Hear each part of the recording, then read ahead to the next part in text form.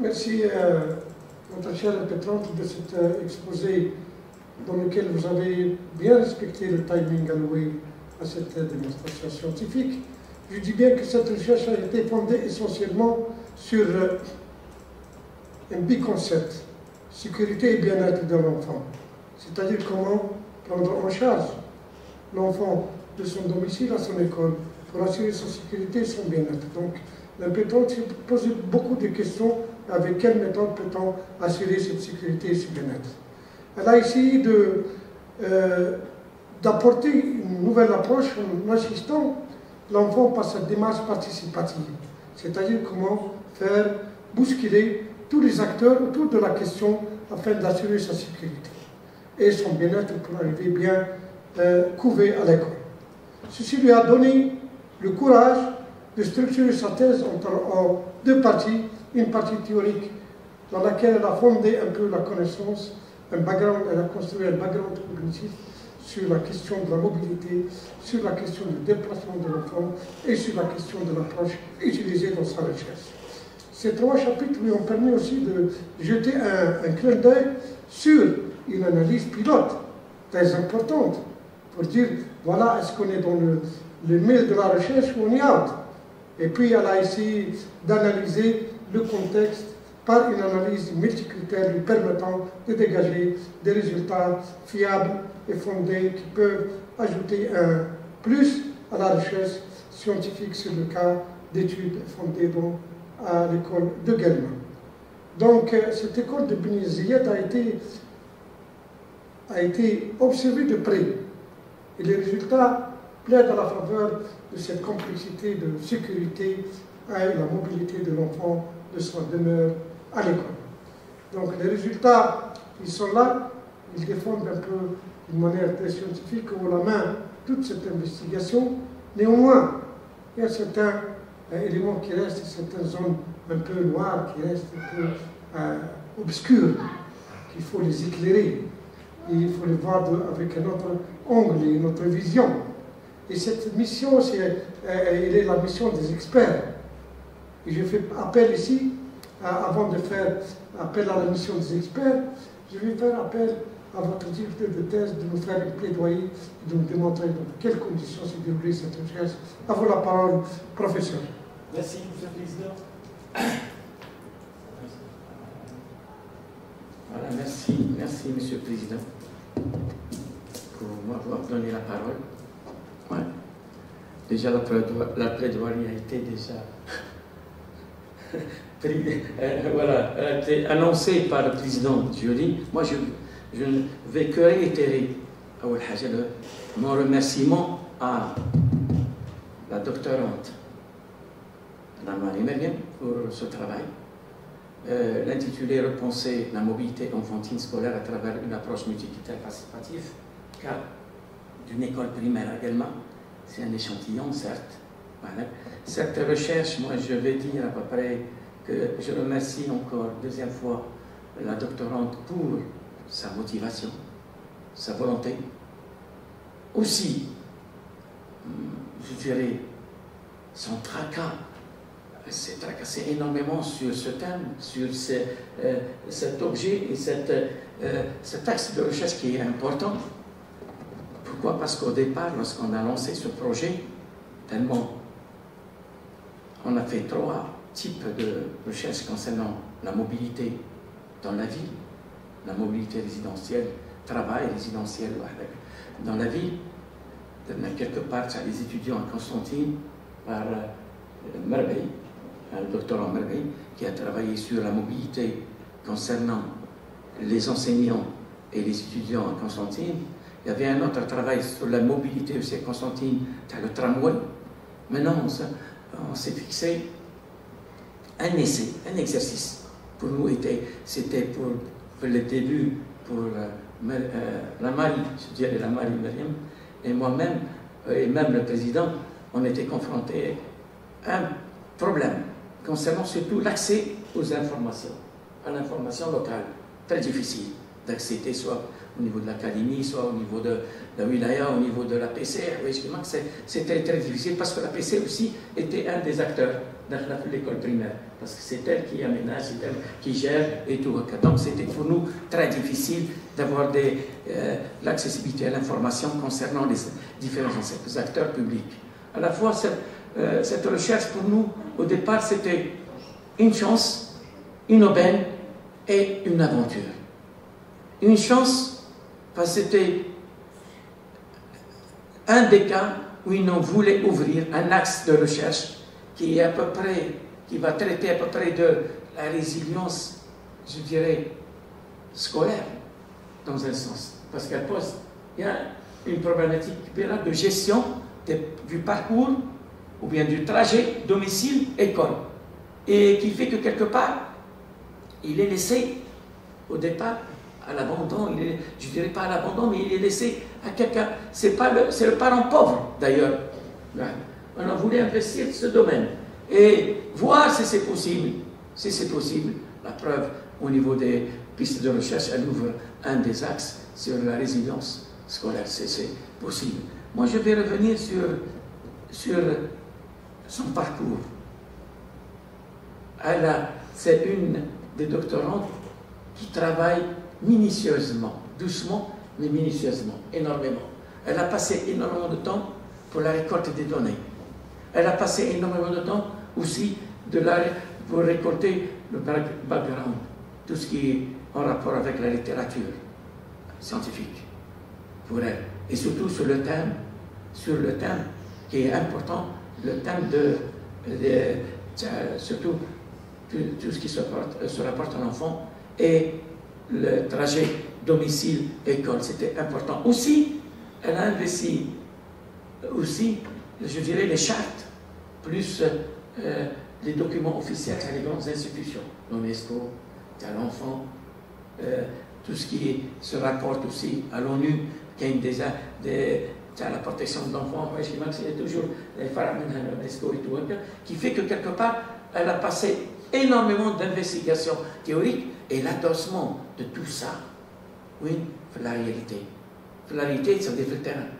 Fait le terrain concernant cette école primaire à Guelma. Et là, elle s'est, je ne dirais pas donnée, elle s'est investie sur les différents critères qui font que quelque part, il y a un tableau référentiel, c'est-à-dire différents critères, qu'elle va extrapoler dans la réalité pour en tirer des synthèses et des conclusions et des lectures et des discussions pour après voir est-ce que vraiment ces écoles ou ces espaces de travail pour enfants sont soit sont bien étudiés, soit sont bien projetés, soit bien construits dans le sens radin. Et qui fait que quelque part, il y a énormément d'investigations.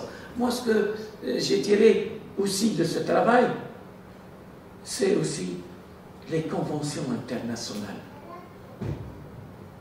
À travers la rédaction de ce document, on sent même les schémas qu'elle propose, les schémas qu'elle conçoit à chaque fois, auteur fait un des schémas, sont aussi à la portée de la lecture. C'est à l'enfant. C'est des schémas basiques, élémentaires, mais qui ont un sens derrière tout ça. Et ça, c'est important de trouver un thème où il utilise le même lexique iconographique, de quoi? Qui est propre à l'enfant et à ceux qui travaillent dans ces institutions, à travers une image d'un schéma, d'un graphe, d'une méthode, aussi du schéma de Gribouillet avec la méthode d'approche qui fait à 4 composants, des critères, différents critères, la mobilité qui m'a symbolisé, tout ça, chez ceux qui travaillent dans les grandes institutions, reconnaît ton travail à travers ça. Parce que l'image, la lecture elle est plus expressive que la connotation de la phrase. Et ça, c'est important. Il y a quelque part un rapport de fond entre l'image et la connotation lexicale de la phrase. Et ça, c'est important. que je te remercie pour ça, la Marie. Énormément.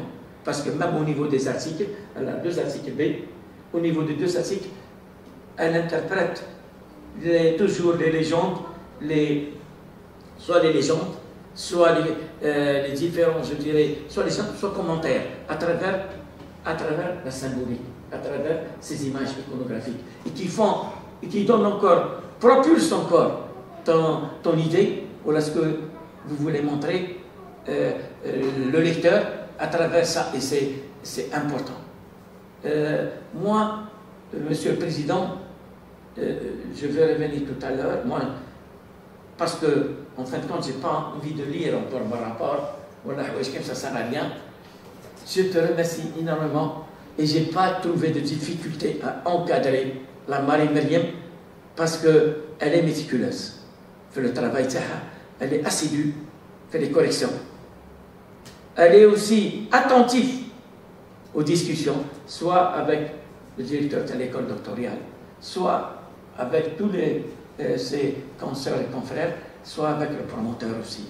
Et on était ouverts, et on discutait. On avait même ouvert ce projet de recherche avec un autre professeur en Angleterre, c'est Hussein Bouda, qui a participé, fait un des articles Mahana.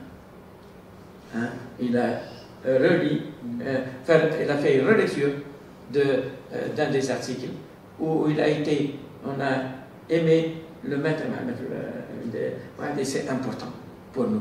Je te remercie, la Marie, pour ton travail et je suis personnellement fier de votre travail. Voilà, merci, je laisserai le soin à d'autres experts de voir. Merci, monsieur le professeur.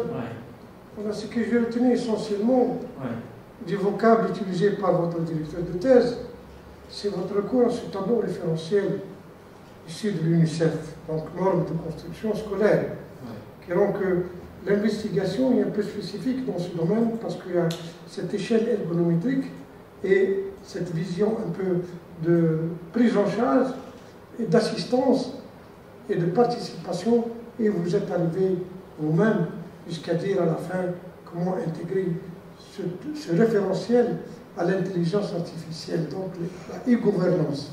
Donc c'est l'un des mots-clés, les résultats de la recherche, de cette recherche. Donc sans tarder sur cette situation, je vais faire appel à un professeur éminent qui a fait sa recherche initiale en Angleterre sur les écoles. Et puis il a continué sa investigation doctorale sur la pédagogie du projet. Ce n'est que le professeur Aïch Nissoud qui va intervenir à sa manière pour jeter les jalons de cette recherche comme il le doit. À vous la parole, professeur.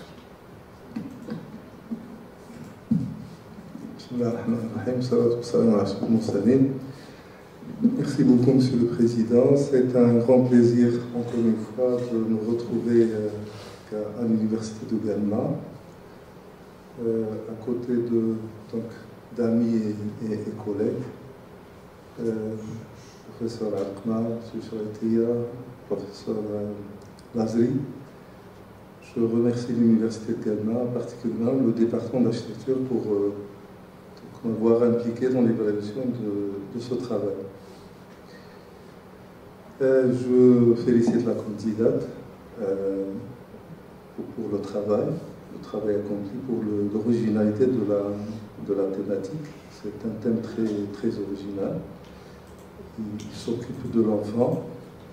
Il traite la question générale de un peu la place de l'enfant dans la vie. À peu près comment l'enfant est pris en charge dans la vie.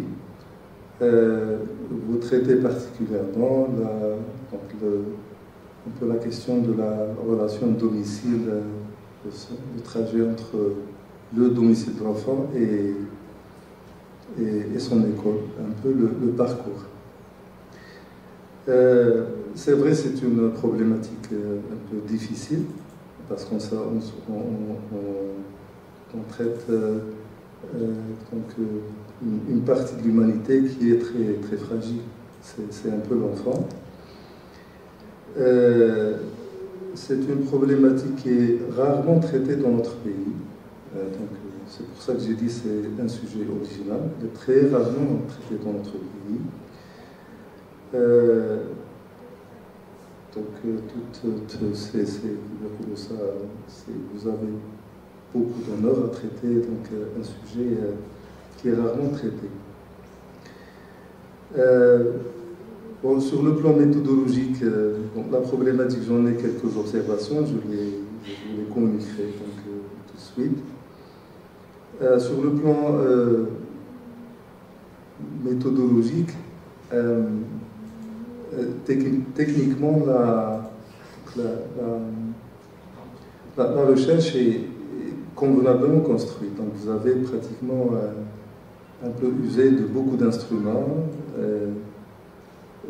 même s'il y a des petites quiproquos, donc des petites déficiences dans la méthodologie. Tout de suite, Tani, je vais en parler.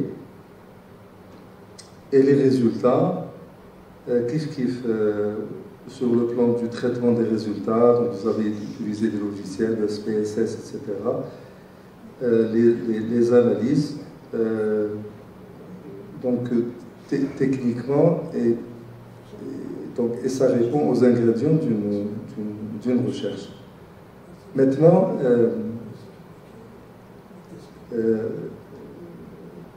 votre recherche, vous êtes architecte de formation. Ou là, vous êtes architecte? Architecte, master en projet urbain. Et vous avez des études d'architecture? Oui. C'est l'architecture. Ouais. C'est pas urbanisme ou la GTU, non. Vous êtes architecte. Hein? Oui. Très bien. Et c'est un peu l'âge où j'interviens, parce que nous sommes des architectes. C'est un peu le point de vue de l'architecte, ce qui est attendu d'une recherche faite par un architecte. Et, en tout cas, mes chéris, même mes doctorants, ça on oublie un peu notre casquette, la casquette de l'architecte, et on se noie surtout parce que les études viennent surtout de la sociologie urbaine. Et donc, on perd un peu notre casquette. Je vais démontrer. Pourquoi, quelque part, vous avez un peu perdu la casquette de l'architecte. Bon, c'est pas très méchant, mais il faut faire attention. Vous allez diriger des recherches, etc. Il faut rester architecte ou urbaniste.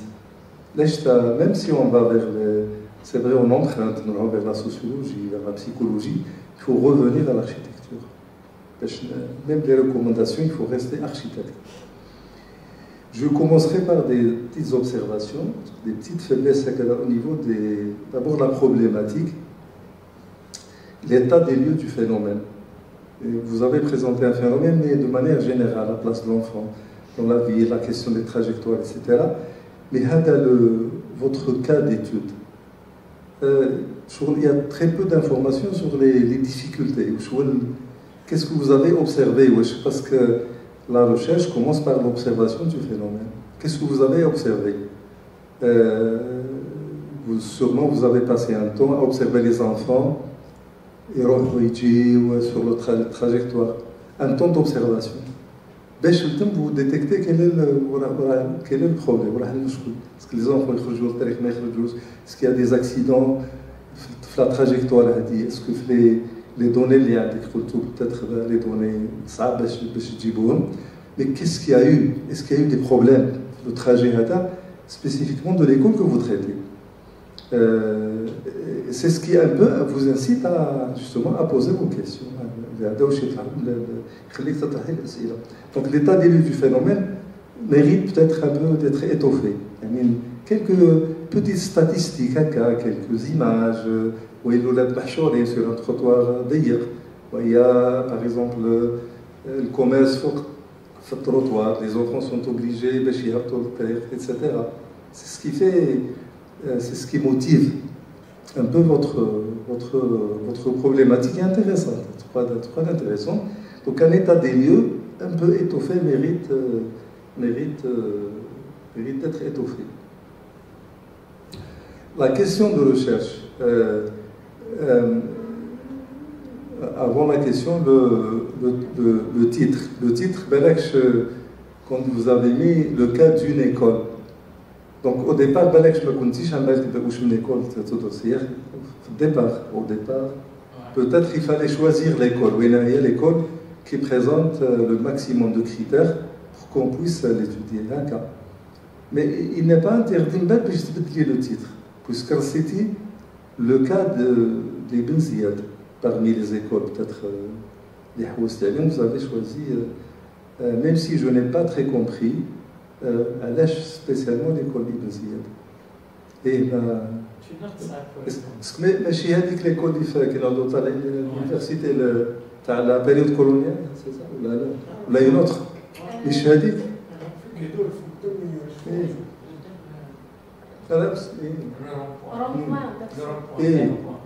a tout le temps la police. Le mur de la caserne. C'est la période coloniale. Oui. Et parce que c'est très important l'école. Oui, très important.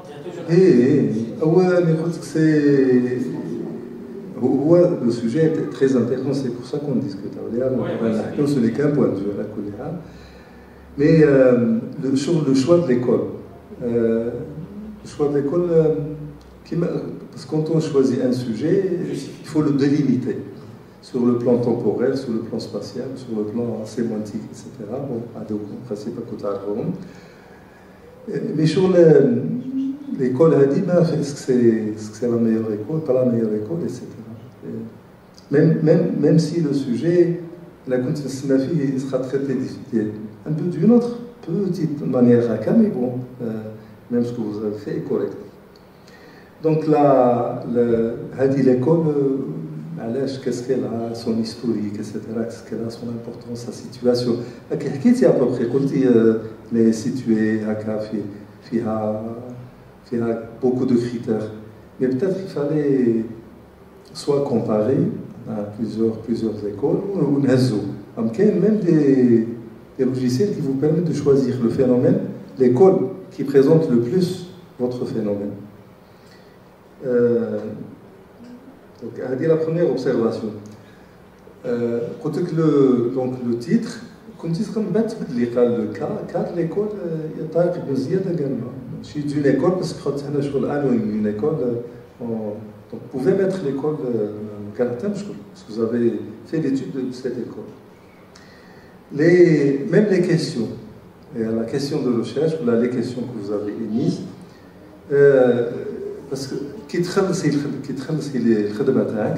vous allez revenir sur la problématique. C'est connu, on le fait tous. Pour adapter la question, parce que les questions de départ, ça met des questions, ou ça il trouve des réponses, ça ne met pas. Donc vous aurez pu réadapter la question. Parce qu'en tout compte fait, les résultats, ils ont un peu décrit. Ils ont décrit, mais tous les caractéristiques de la trajectoire du trajet. À l'école Ibn Ziyad, tu as les différents écoliers, les différents élèves. Donc vous avez décrit et vous avez mesuré quelles sont les préférences des élèves, la marchabilité, etc., et la question des risques, etc. Ou même à il y a un peu de décalage entre les besoins des enfants et la planification de la municipalité. Que la municipalité cherche beaucoup sur la sécurité, or que les enfants cherchent autre chose.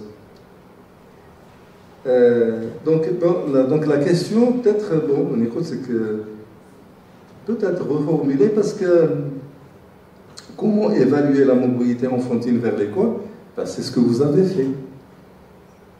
C'est-à-dire, comment évaluer? Vous allez parler des méthodes d'évaluation. Et ce n'est pas votre sujet, mais les méthodes d'évaluation. Vous avez évalué un trajet qui existe, vous avez des normes, les drasses de l'UNESCO, etc. Et vous avez comparé. Et vous allez comparer. Alors, votre recherche est un peu c'est ce qu'on appelle les recherches exploratoires. Donc on explore le phénomène, vous l'explorez. Le phénomène, vous avez questionné des enfants, les gestionnaires, etc. Donc vous avez exploré les phénomènes. ما درتيش des corrélations. Votre recherche n'est pas corrélative. C'est-à-dire ما حطيتش une variable B contre une variable A, etc. Ce n'est pas ça. Et dans les recherches exploratoires, vous n'avez même pas besoin de mettre des hypothèses. Parce qu'on va décrire un peu la trajectoire ou comment les enfants la perçoivent, perçoivent ces trajectoires et comment ils les vivent, etc. Donc vous n'avez pas forcément de mettre des hypothèses. Dans les recherches exploratoires, on n'est pas forcément de mettre des hypothèses, un objectif suffit. Mais les objectifs, il y a un objectif de la recherche. On bat des sous-objectifs, mais votre objectif, c'est de voir comment ces enfants vivent cette trajectoire. Et comment ils le perçoivent. Donc on est dans le vécu et la perception. Ou comment il est perçu, ou là dans les trucs de planification, comment il est perçu par les gestionnaires, etc. Donc l'objectif, c'est ça. Donc c'est ce trajectoire, vous voulez comprendre. Vous voulez un peu comprendre comment il est vécu, ces enfants. Donc un objectif suffit. Troisième petite observation, l'observation participante. Comment vous l'avez fait? L'observation participante. Quand une partie de la méthodologie, parce qu'elle semble être intéressante. C'est un outil que vous avez bien fait. Et donc, est-ce que vous pouvez revenir sur comment vous l'avez fait? Si vous pouvez. Maintenant, l'évaluation de la trajectoire. Quand on évalue une trajectoire, soit on l'évalue par rapport à des normes, soit c'est évalué par rapport à des normes internationales, reconnues, etc.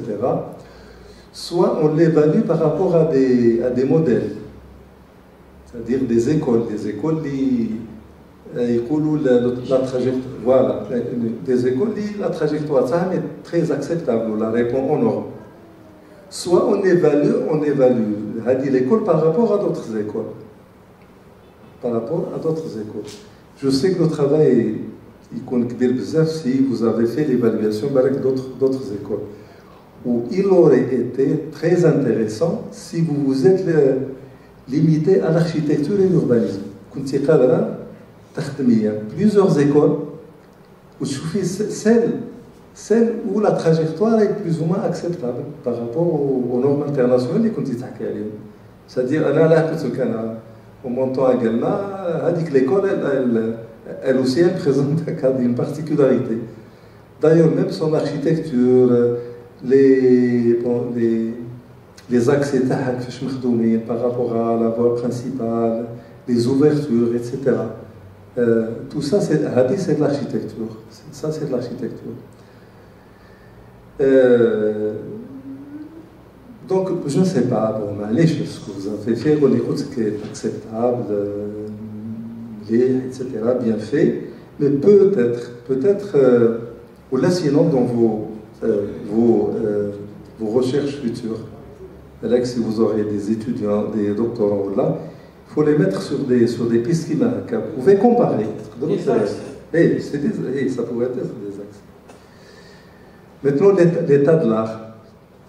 L'état de l'art, il est un peu passé sous silence. Il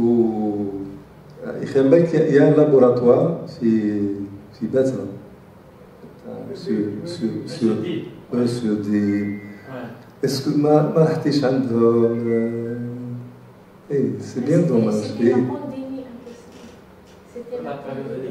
Et peut-être même il fallait Et parce que bon, c'est tout un laboratoire, il y a des travaux. باش يعاونك على ليطا de l'art كون رحتي كنتي تشوفي واش هما لي travaux اللي خدموا وكي سون لي غاب شو هما لي qu'est-ce qui manque. Mais bon, ce n'est pas trop tard. اللي حتتصلي بهم فهمتي باسكو بصراحه يديروا beaucoup de séminaires etc. Mais j'ai déjà consulté leur bibliothèque en ligne, leur article. اللي حتصلي بهم باسكو سي il y a d'autres aussi laboratoires en dehors du pays, Kharj al-Jazair, qui s'occupent de l'enfant. C'est très intéressant. Comme le professeur dit, ils font du bon travail. Kharj Machal, deux fois, qui travaille sur parce que quand il belle que l'état de l'art, le travail, qu'est-ce qu'il va combler? Est-ce qu'il كمل بعد البحوث? Est-ce que là, on ne sait pas. Donc, l'état de l'art, c'est une petite faiblesse du travail. Maintenant, par rapport aux résultats. Les résultats sont bien, faits, les tableaux, les pourcentages, c'est très bien fait. Un peu de la sociologie urbaine, avec les pourcentages, etc. Mais j'ai du mal à croiser avec l'espace. Parce que c'est surtout l'espace. Donc la qualité de l'espace architectural et urbain. Connaît-il ces dimensions? Est-ce que les voies sont bien dimensionnées, moins dimensionnées? Les places, les placettes, le mobilier, ça nous intéresse en tant qu'architecte ou en tant qu'architecte urbaniste. Donc les résultats, bon, c'est bien ce que vous avez fait, mais qu'en est-il par rapport à l'architecture et l'urbanisme?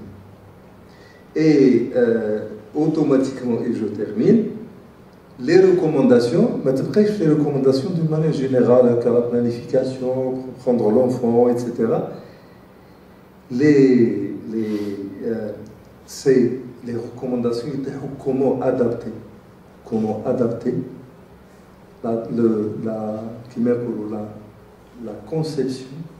la conception et la réalisation des trajets enfants, plutôt domicile, école, pour les enfants à travers tous les systèmes, c'est-à-dire la conception dans les bureaux d'études, la prise en charge dans la réglementation, la prise en charge de malades sur le plan local, etc. Le mobilier, parce que le mobilier, ça c'est pour les adultes, les enfants ils ne sont jamais pris en considération. Et donc, un peu dans nos processus du projet, donc il fallait toujours revenir à l'architecture et à l'urbanisme. C'est un peu ce petit manque. C'est pas un grand manque, mais en tout cas, c'est une petite faiblesse, mais qui ne remet pas en cause votre travail. Voilà donc encore une fois, j'espère que j'ai pas. Donc c'est un complément donc, de ces observations, ne font que compléter votre travail. Merci encore une fois et je reprends la parole à Monsieur le Président. Merci, cher professeur, de cette lecture fine et pointue, avec l'œil d'un architecte de formation, d'un chercheur fin sur les écoles et l'espace scolaire, et aussi tout ce qui tourne autour de la sécurité de l'enfant en allant de sa maison à l'école.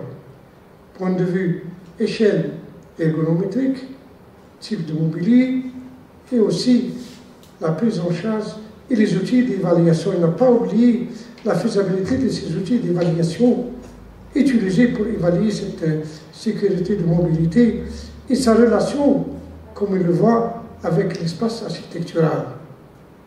Parce que, d'après ce que j'ai saisi de sa lecture, pour résoudre ce problème, il faut revenir un peu sur la typologie de la conception architecturale qui permet une prise en charge et une échelle appropriée à l'enfant. On n'a pas paysé de son espace, de son territoire. Tout cela, alors à dire que son questionnement sur la participation, comment qu'elle peut être réalisée, et sa démarche. Les résultats aussi pour lui restent à développer et les corroborer à la relation avec l'architecture et la typologie architecturale. Ce sont là les quelques questions que j'ai saisies de votre intervention, cher professeur, qui reste une intervention très intéressante et une évaluation pointue sur le sujet. Sans tarder, je vais donner la parole au docteur Shraïtia Mohamed, qui est du département d'architecture de Guelma, pour aussi ajouter son grain de sel dans cette évaluation et nous dire l'essentiel de son rapport d'expertise. À vous la parole, docteur.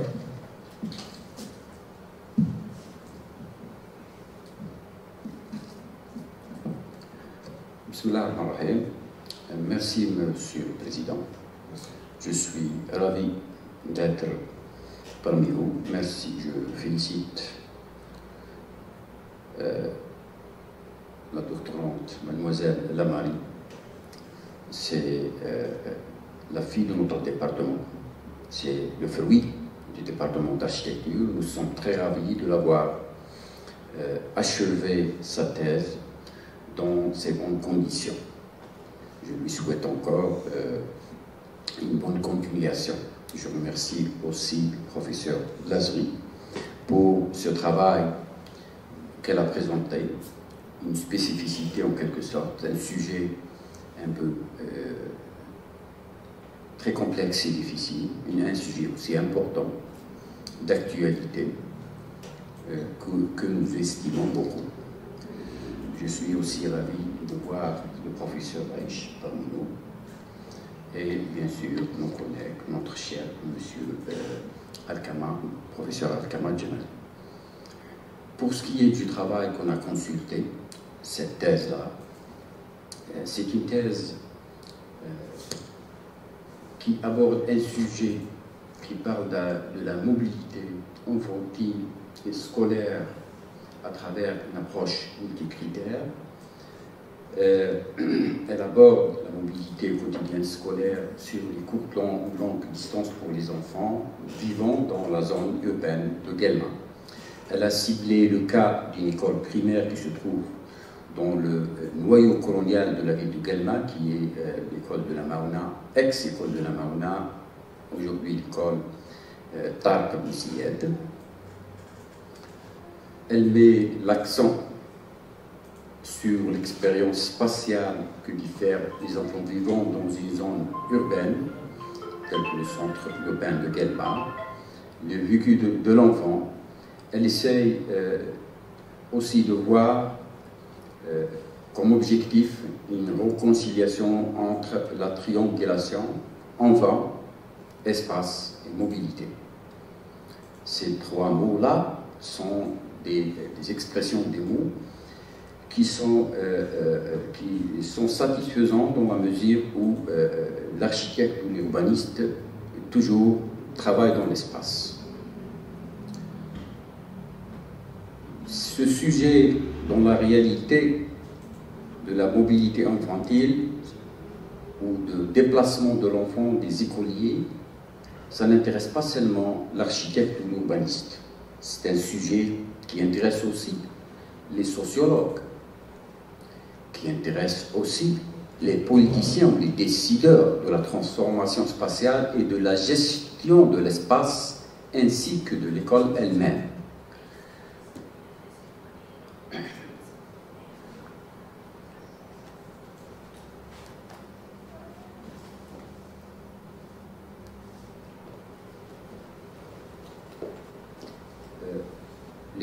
La doctorante elle a posé une hypothèse qui est basée sur les besoins de l'enfant en constante évolution et face au lien compliqué entre cette triangulation. C'est un lien très compliqué, oui, on est d'accord.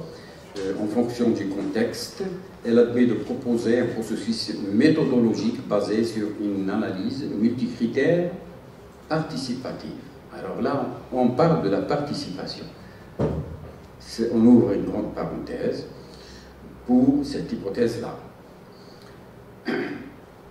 Elle arrête quelques théories, enfin quelques hypothèses, et elle arrête aussi quelques objectifs, tous liés, bien sûr, dans le contexte des objectifs de l'UNICEF, c'est-à-dire formulés dans un contexte d'une structure internationale qui veille au bien-être de l'enfant, en général, dans le monde. Bien sûr, notre pays, l'Algérie, s'insère dans cette politique de l'Union, de l'UNICEF, pour donner à l'enfant le maximum de moyens de bien-être dans sa vie, dans sa scolarisation et dans sa vie jusqu'au sans limite, soi-disant, en disant sans limite. Ce travail, eh bien, qu'elle a présenté, qu'on a expertisé, on a vu personnellement, moi j'ai vu que c'est un travail théoriquement fondé. Il est fondé théoriquement par des recherches, des travaux similaires. Il est aussi, ce travail, sa méthodologie est aussi divisée au CND en deux parties. La première partie, c'est qui est une partie théorique, le cumul ou la connaissance, le soubassement du travail pratique. Le travail pratique basé sur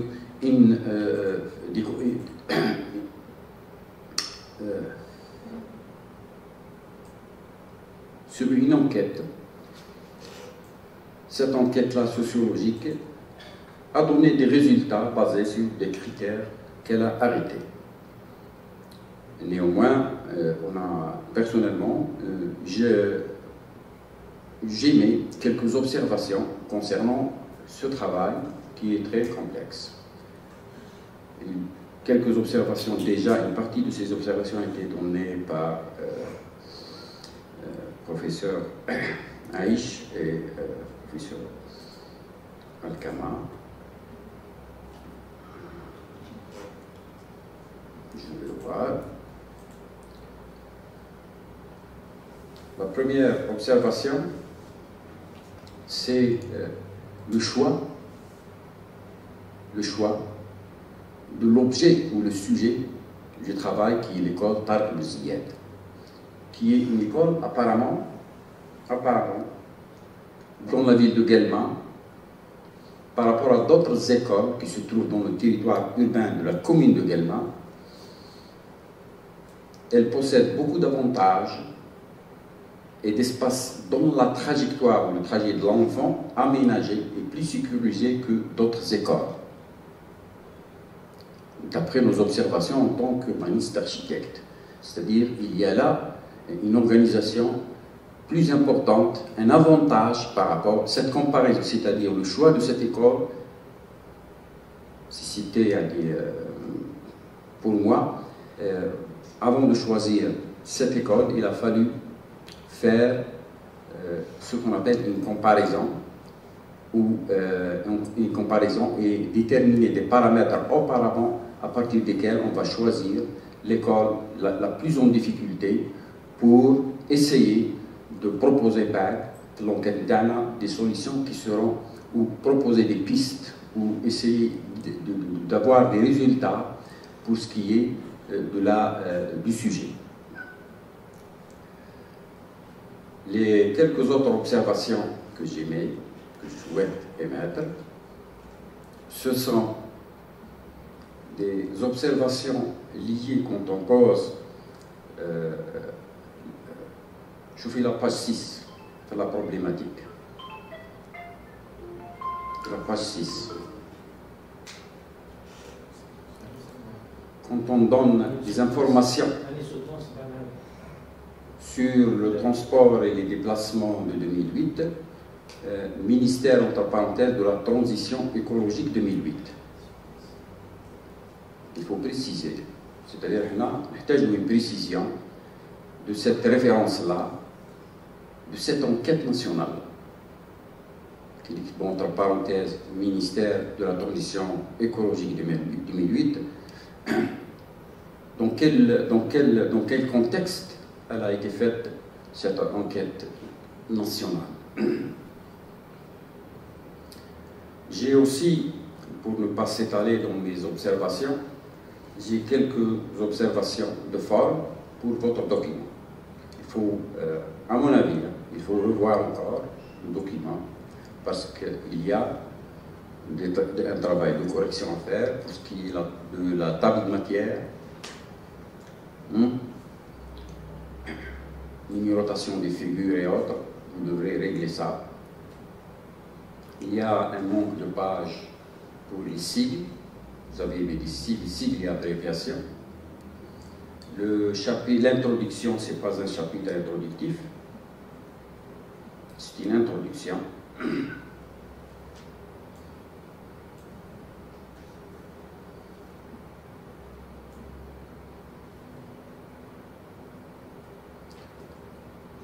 De toute façon, vous avez beaucoup de corrections à faire, plusieurs corrections à dire. Le documentaire, il faut les faire avant de le remettre. D'accord? C'est important si il faut les vérifier parce que c'est une probabilité, mais quand vous n'avez pas eu du temps à revoir votre document. Je dis une deuxième fois, je termine les corrections là. Il y a une autre observation aussi concernant votre hypothèse. Je propose de placer l'hypothèse avant les objectifs.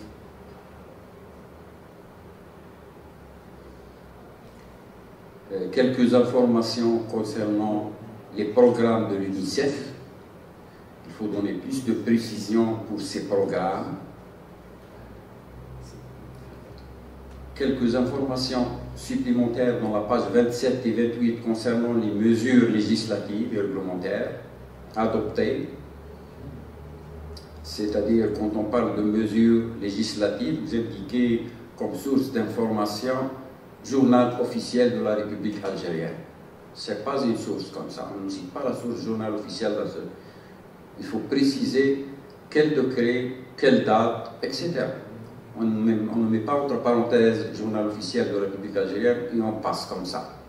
Ça diminue la valeur de votre travail, de votre document.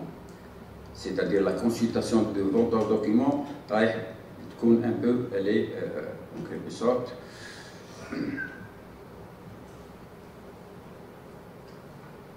Vous avez aussi, page 27 et 28, parlé de l'unité de voisinage et l'école locale. Pour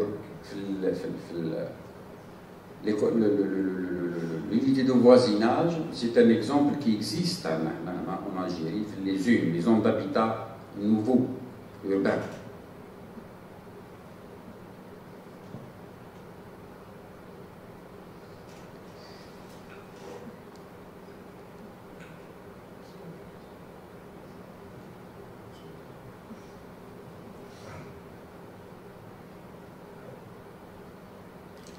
Il n'y a pas de loi d'orientation urbaine. Page 41. Qu'est-ce que c'est la loi d'orientation urbaine? La loi 2990 عندها الاسم تاعها. D'accord? La loi 2990. C'est pas une loi d'orientation urbaine.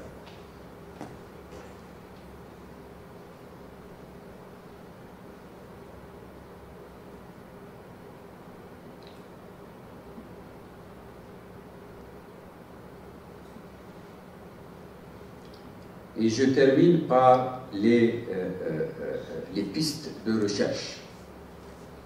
Je me joins à l'idée du professeur Aïch. Rester dans l'architecture et l'urbanisme pour les pistes de recherche. N'allez pas loin. Je propose de rester dans l'urbanisme et dans l'architecture pour les propositions, parce que le problème que vous posez, enfin le sujet que vous posez, c'est un sujet complexe qui concerne tout le monde. Le parcours, ce n'est pas pour les enfants. L'aménagement de l'espace extérieur hors l'école, quand on aménage un espace extérieur d'origine dans une cité d'habitat ou dans un ensemble, dans un lotissement, on ne l'aménage pas seulement pour les enfants. D'accord? C'est un peu compliqué. C'est une opération qui concerne toute la population pour aménager la cité, pour essayer, parce que la trajectoire ne concerne pas seulement l'enfant, elle concerne aussi la population qui y vit. C'est tout ce que j'ai à dire, monsieur. Merci, monsieur. Donc, merci au docteur Mohamed Chalatia d'avoir aussi investi sur la manière de faire une thèse. Pour lui, c'est très intéressant, notamment, je soulève un point très important, quoi qu'il est un peu basique, mais mettre les objectifs avant les hypothèses, c'est une tare dans la recherche. Parce que c'est quoi une hypothèse? C'est une réponse préméditée à la question de la recherche. Si on a émis chez vous 2 questions de recherche, sont claires, donc il nous faut 2 hypothèses parce qu'on répond. Et on utilise le même langage utilisé dans la question, l'interrogation de la recherche, dans la réponse, pour minimiser le concept de base et les variables. Voilà. Faites cette corrélation directe entre le vocable utilisé dans l'interrogation de la recherche, qui est la question, et le vocable utilisé dans l'hypothèse, que ce soit directement l'une après l'autre pour qu'on peut voir et évaluer est-ce qu'il y a vraiment une dépendance verbale et de concepts utilisés dans les 2 niveaux de l'interrogation et de la réponse préméditée qui est l'hypothèse, et que l'impétrant est censé à construire sa démonstration scientifique fondée sur l'analyse de ces concepts et qui émane de l'interrogation de la recherche et de l'hypothèse. Parce que si on compte, moi j'ai compté que vraiment il y a des choses délibérées, beaucoup de mots, de concepts utilisés qui ne reviennent pas dans la démonstration. Qui revient à dire qu'il y a cette, disons, pauvre relation entre le background cognitif construit en matière de connaissances pour la thèse. Donc, pour lui aussi, il est intéressant de revenir sur le manuscrit, qui reste un peu un manuscrit non fini. Il est encore en gestation. Il y a beaucoup d'erreurs, il y a beaucoup de... Peut-être qu'il faut les prendre en charge avant de glisser votre document final. Parce que si le document final est glissé sur la base de données, il devient un document universel. Parce que maintenant, il n'y a plus la bibliothèque de notre bibliothèque du coin, là où on met la thèse de Madame Marie, il s'arrête. Non, ça va devenir une thèse universelle. Tout le monde, à travers les 4 coins du monde, on va lire la thèse de lui. C'est pour cela, il me paraît qu'il veut dire par ses paroles, prenez tout votre soin afin de faire un curtage à cette thèse et pour la rendre lisible et bien préparée pour devenir une publication universelle dans la Banque mondiale online. Voilà un conseil qu'il donne. Et peut-être que, sans tarder, il a porté aussi quelques observations sur l'école que vous êtes investi. Peut-être il reste d'autres détails qu'il faut les éclaircir et la rendre plus appropriée à cette investigation, une question qui se pose. Donc, ce sont là les éléments que j'ai saisis un peu de l'intervention de notre cher docteur Mohamed Chalatia. Pour moi, pour ne pas encore tarder davantage, je dis bien que cette thèse, elle représente un résultat très intéressant. Je remercie un peu l'impétrante et je la félicite sur le courage et l'abnégation qu'elle avait tout le long de cette formation. Et elle a été, disons, studieuse, elle a été toujours présente, elle a été toujours dans notre laboratoire.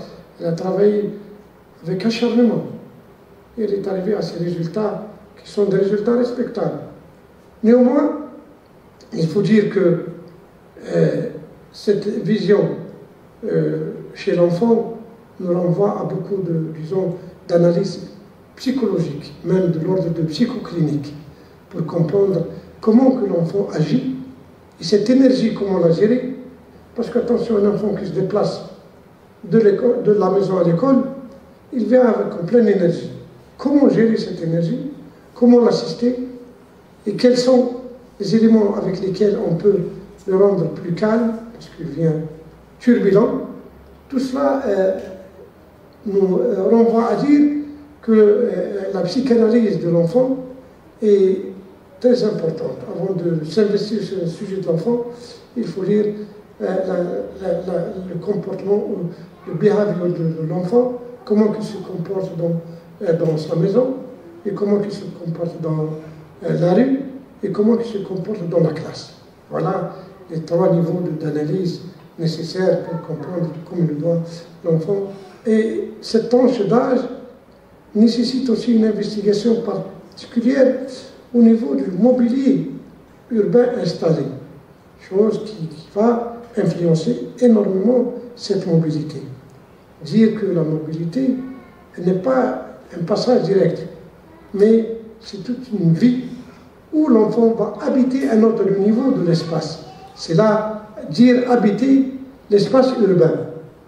On appelle habiter l'espace urbain, et quels sont le mobilier nécessaire pour assister cette mobilité et assurer cette sécurité de l'enfant, de l'école, de la maison à l'école. Donc, moi, sans tarder, je vais peut-être revenir sur une question très importante. C'est la question qu'a soulevée monsieur le professeur Aïch Messoud, et je reviens sur ça, c'est cette appropriation des résultats à l'architecture. Parce que, en absence, ils ont des outils spécifiques à l'architecte, ils se trouvent un peu ballottés entre un peu la sociologie, entre la géographie urbaine, entre des fois la physique et la psychologie environnementale. Cela a peut-être énormément apporté, c'est-à-dire que beaucoup de doutes sur notre recherche, parce que nous n'avons pas pu trouver quel est le domaine spécifique de cette recherche pour qu'on puisse ajouter un plus à la conception de l'espace urbain et de l'espace architectural pour assurer la sécurité et le bien-être de l'enfant. C'est pour cela que les résultats étaient un peu vagues et un peu d'ordre général. Si je pose la question, comment peut-on rendre ce document un cahier de charge spécifique à l'architecte pour concevoir des espaces qui assurent la sécurité et le bien-être de l'enfant? Voilà la question qui se pose. Il y a aussi un élément très important, quel type de mobilier, parce que là je me suis resté sur ma fin, quel type de mobilier qui peut être injecté dans cette trajectoire pour assurer sécurité et bien-être, et où est la place de la verdure, qui reste un élément très important en matière d'assurance du bien-être psychologique et même environnemental, thermique et aussi olfactif et autres. Donc, où est la place de cette, disons, trame verte, comme on appelle, parce que l'établissement humain est constitué de 3 trames. La trame grise, qui le bâtit, la trame verte, qui est là, très important, c'est la verdure, et la trame bleue, qui est l'eau, qui est nécessaire pour sa présence, parce que l'évapotranspiration, elle assure une oxygénation de l'espace, là où il passe l'enfant qui a besoin vraiment de cette, disons, oxygénation de l'espace. Beaucoup de choses qui sont exposées, et la recherche elle est très importante pour vous. Vous avez commencé, vous avez mis le premier pas, donc essayez de prendre le chemin comme il doit pour arriver à des résultats fins après, pour éviter de sortir des généralités dégagées dans les pistes de recherche. Et dans une recherche, ma fille, on ne fait pas de recommandations. Les recommandations, c'est pour les colloques, pour les meetings, pour les grandes conférences, mais pour la recherche, il y a les résultats. On arrive au niveau des résultats quantitatifs et qualitatifs. Quantitatifs et qualitatifs, et comment les comparer à d'autres recherches, et pour dire est-ce qu'il y a là une particularité à nos résultats, où nous adhérons à ce qui a été dégagé généralement par les autres chercheurs et les textes qui régissent un peu la norme de la construction scolaire. C'est ça le plus important, c'est que vous avez fait des enquêtes et vous avez fait des compilations d'analyses multicritères et vous en donnez des résultats. Ces résultats restent des résultats figés et morts si on ne les compare pas à d'autres résultats et dire voilà l'originalité de notre recherche, qui est le spécifique dans nos résultats. C'est ça le plus important. Donc ce sont là les questions de forme. Les questions de forme, je vais poser 2 ou 3 petites questions seulement qui vont vous assister peut-être à développer le manuscrit ou à mettre un peu le doigt sur beaucoup d'autres choses dans l'avenir. C'est que le questionnaire, il obéit à une échelle de réponse. Et généralement, il est fondé sur des questions fermées, pas ouvertes. Et l'échelle, elle est bien connue, c'est l'échelle de Likert. On utilise dans notre recherche fondamentale de formation 5 niveaux, échelle à 5 niveaux. Alors que j'ai trouvé dans vos questionnaires, il y a des fois 3 réponses, des fois 4, des fois 5 qui restent un peu à revoir. Et dans les questionnaires utilisés pour les acteurs et les décideurs, je le trouve un peu compliqué parce qu'il est fondé sur des réponses ouvertes. Alors que pour arriver à quantifier les résultats et les compiler pour sortir de l'analyse univariable à l'analyse bivariable à l'analyse multivariable et dégager des cartes factorielles, il faut les rendre des questions fermées, avec oui, non, à 5 niveaux. Donc à 5 niveaux, on peut quantifier ces choses-là. Et il y a aussi un élément très important, donc ça c'est le questionnaire. Il y a les cartes, je trouve qu'il n'y a pas beaucoup de, disons dans votre document, il n'y a pas beaucoup de cartes anarchiques, mais chauffe un peu la carte de situation de l'école, les entrées de l'école, les possibilités. Est-ce que cette école pourrait être une école ouverte, comme on appelle ça, l'école ouverte sur le public, sur la société? Parce que l'école, elle travaille des fois 2 mois à les fermer. 2 mois à les fermer, si c'est pas plus. Comment? Si, avec sa forme et sa configuration spatiale, la société ou l'environnement peut utiliser ces espaces pour des convivialités sociales et culturelles. Voilà une question qui se pose dans la description de l'école pour la rendre un peu spécifique. Maintenant, reste un peu la dernière remarque. La dernière remarque, moi je dis bien que l'humanité a connu peut-être dans son histoire 3 révolutions. La révolution urbaine, c'est l'aube de l'histoire, la naissance de la ville, où on a commencé à découvrir l'écriture comptable et saisir l'information comme les doigts et l'emmagasiner. La deuxième révolution qu'a connue l'humanité, c'est la révolution industrielle.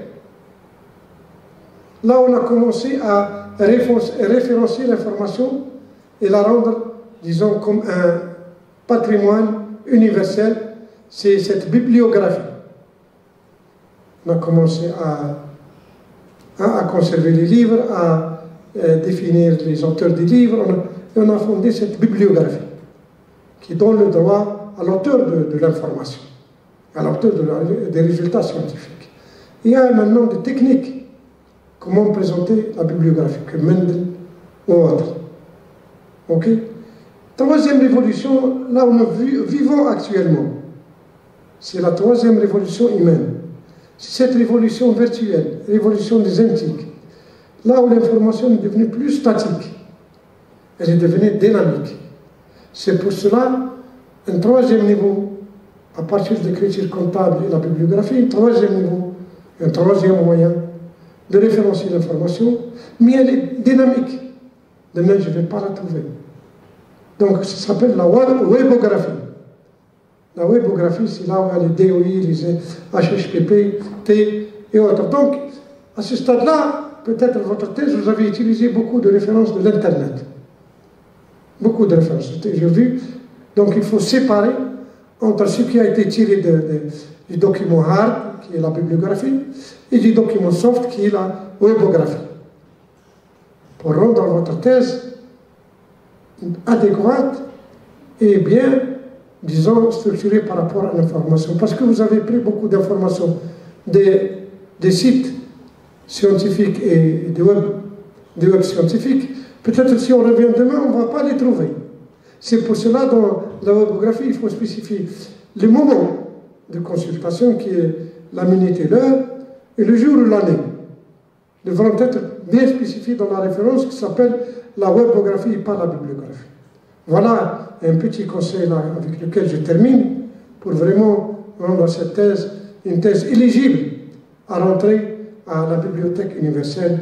Et je vous remercie sur ça et je vous félicite parce que vous avez fait des grands efforts et on aimerait bien voir votre document sur le site de l'université qui a l'accès donc universel et dire que voilà le niveau de recherche de la doctorante Mariam sous la direction du professeur Lazri et merci sur ça et on va peut-être demander peut-être l'autorisation de se retirer.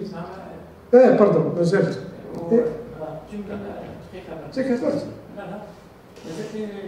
une observation.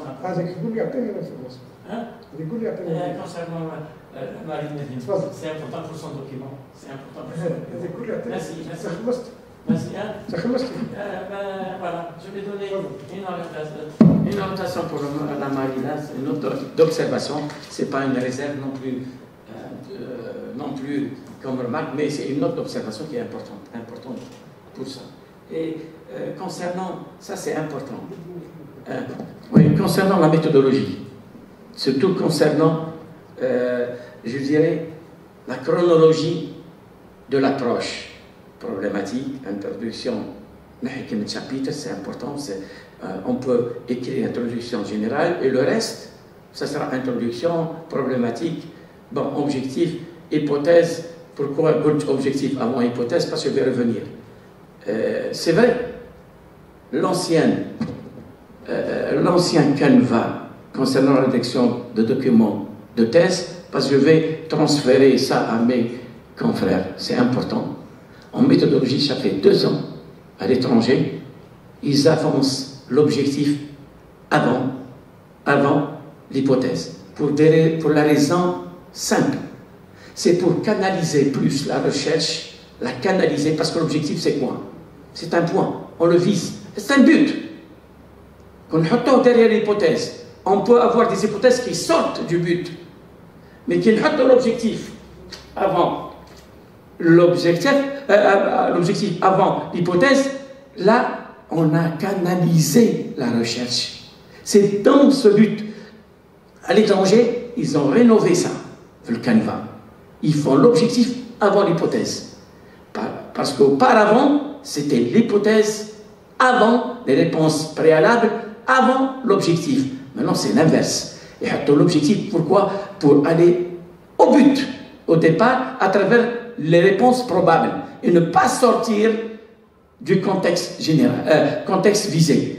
Le contexte, un autre contexte qui est général. Ça, c'est concernant, ça c'est un avis de quoi? C'est concernant l'approche méthodologique qui a été rénovée au niveau du canevas, ça fait 2 ans. L'information, c'est important.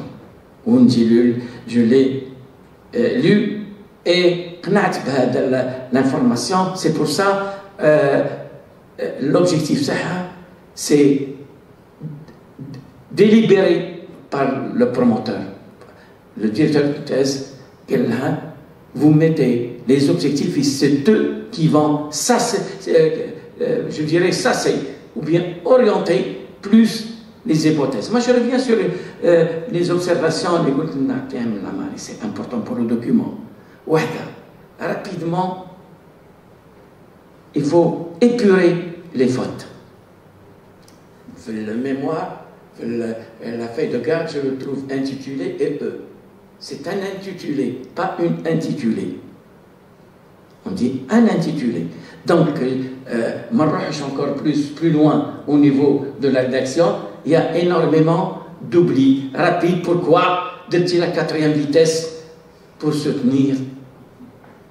Et je ne dirais pas la responsabilité à qui. Je l'endosse. Je l'endosse, la responsabilité. Je l'endosse. De temps en temps, je donne des libertés pour la doctorant ou la doctorant de faire حوايج نقول possible. Mais j'endosse. C'est moi le responsable. Concernant ça, parce que mon mère a dit impossible. Je reviens sur quelques notes d'observation aussi qui sont importantes, à part les fautes des cahiers d'orthographe, que les émetteurs en urgence. En urgence. Tout ce qui est emprunt étranger, je vais prendre 2 noms. C'est la page introductive, c'est quelle page? Une minute. C'est la page 10. Entre guillemets, par exemple, les emprunts, les références, les hadithiens, Kirn and All, 2003. Je prends une autre référence, c'est quoi? Christiansen and All, 2014. Lee and All, 2020. Je descends en bas. Choliac, 1989. ونروح للجزائري ولا العربي نلقى محمد 2010 محمد من بعد 2010 زين نلقى pourquoi لهنا هما يحطوا non مش prénom محمد ça veut dire tous les Mohamed ont participé ولا محمد quelconque لازم les noms c'est la même remarque à بوجود النهر شرار حطوا له في les documents محمد صالح ولا سي سا وما حطولوش صلاح الدين ils n'ont pas شراد نحطوا الكمال virgule 2010 ils n'ont pas Jamel il y a beaucoup de Jamel lequel maintenant ça c'est important ce document dites tous les auteurs presque parce que ça c'est lorsque nous connaissons une information d'un document تاع واحد وهو عملو هكا j'essaie de ما نتبعوش واش قاعد يدير نتبع les conventions internationales c'est le nom derrière ça c'est important عم quelques نعيط لها coquilles c'est ça hein les coquilles quelques coquilles concernant aussi la rédaction au niveau de l'écriture qui نقرا une phrase telle que cette phrase على نهضر parce que tu vas toucher à ça. Tu vas toucher à ça. Et prochainement, tu vas faire attention à ça. J'ai touché parce que j'étais un an de cette perspective globale au contexte local. L'Algérie, un pays en voie de développement qui a fourni beaucoup d'efforts afin de réduire les inégalités en matière de quoi? D'éducation. On va à travers une offre de croissance d'établissement scolaire محمد هذا محمد تيرتيها من عنده هو كتبها معوجه وانت كملتيها انت فاليديتيها كي نقول انا les inégalités en matière d'éducation et de formation parce qu'on n'éduque pas في l'école on éduque et on forme des cadres à bas âge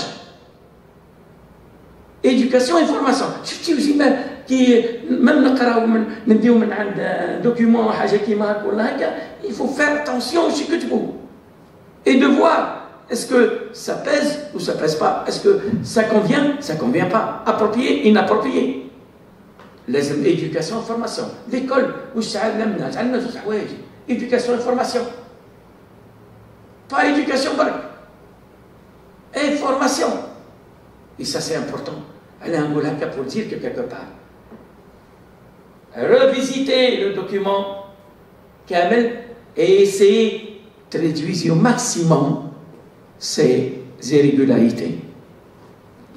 C'est épurer, moi je dis épurer ces irrégularités parce qu'ils sont importants. Je suis certes ton directeur de thèse, mais je dois le dire.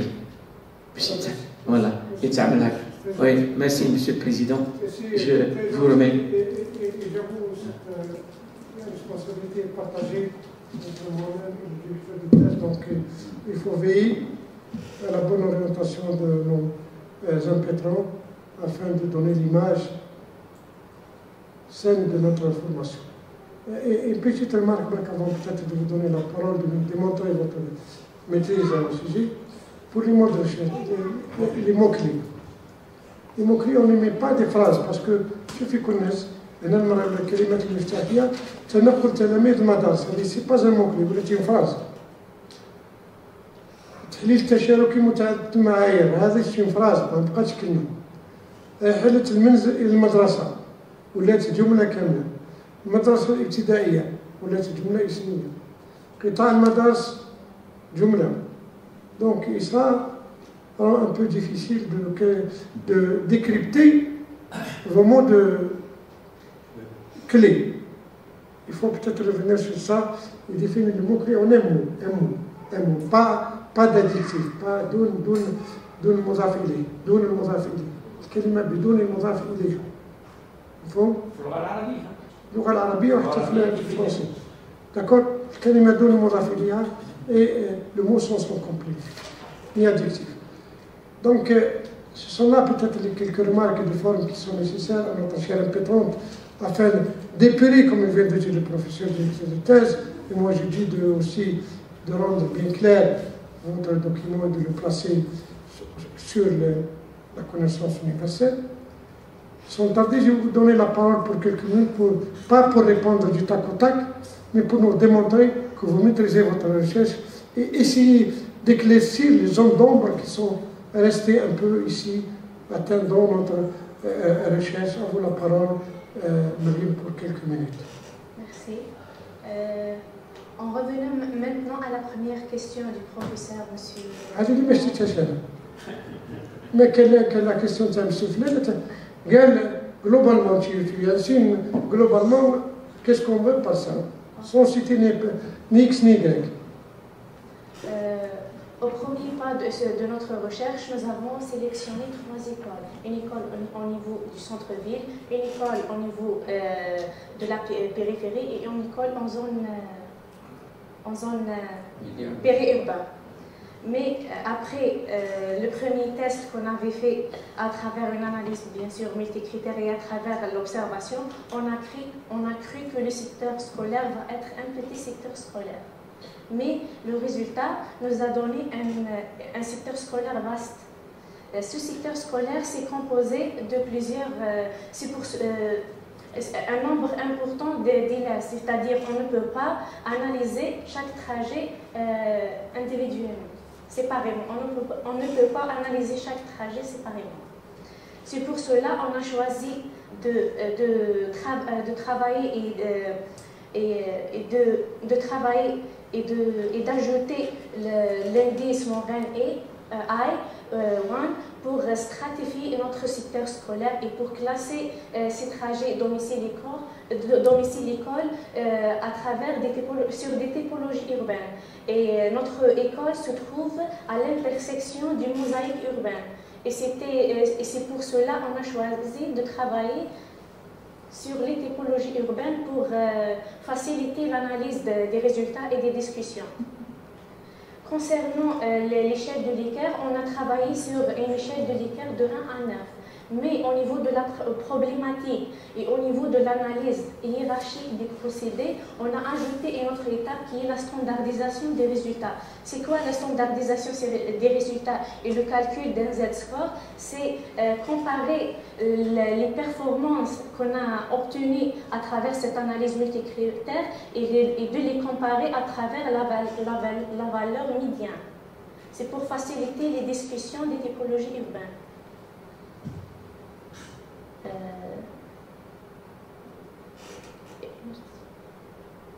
Voilà sur ça, je demande une autorisation auprès de l'audience de nous donner le droit de quitter la salle pour aller délibérer et revenir pour énoncer les résultats.